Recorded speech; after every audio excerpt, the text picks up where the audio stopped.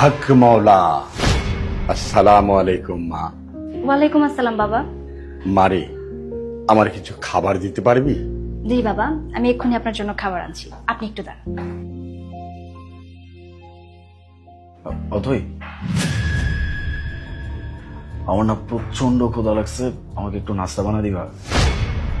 তোমাকে খাবারটা তো আমি পরেও দিতে পারবো নাকি, আগে বাবাকে খাবারটা দিয়ে নি।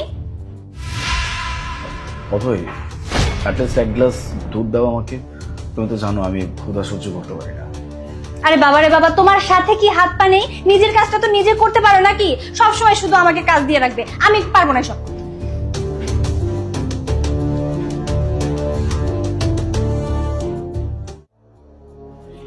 এই নিন বাবা।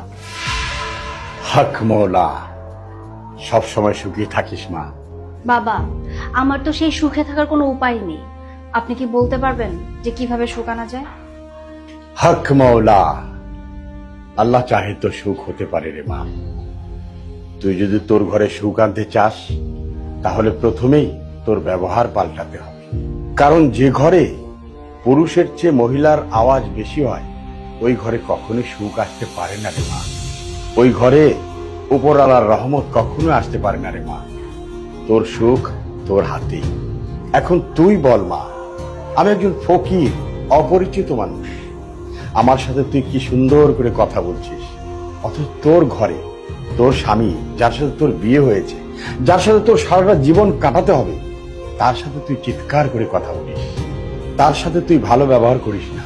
তুই তাকে এমন বোঝাস যে তোর কথাই মনে হয় সংসার চলে। এখন তুই বল মা, তুই যদি তোর স্বামীর সাথে এমন ব্যবহার করিস, তাহলে তোর স্বামী কি খুশি থাকবে? এখন তোর স্বামী যদি সুখী না হতে পারে, তাহলে কি তুই সুখী হতে পারবি রে মা?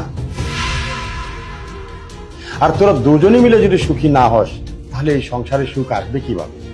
তাই তোর স্বামীর সাথে একটু চিন্তা ভাবনা করে কথা বল। কিন্তু বাবা, ও তো আমার ঘরের স্বামী, তাই না? ওর সাথে কথা বলতে গেলে আমার চিন্তা ভাবনা করে তারপরে বলতে হবে।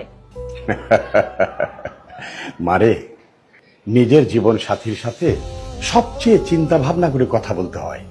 তোর যার সাথে সারা জীবন কাটাতে হবে, তার সাথে যদি চেঁচিয়ে কথা বলিস, তাহলে তো সংসারে ফাটল ধরবেই।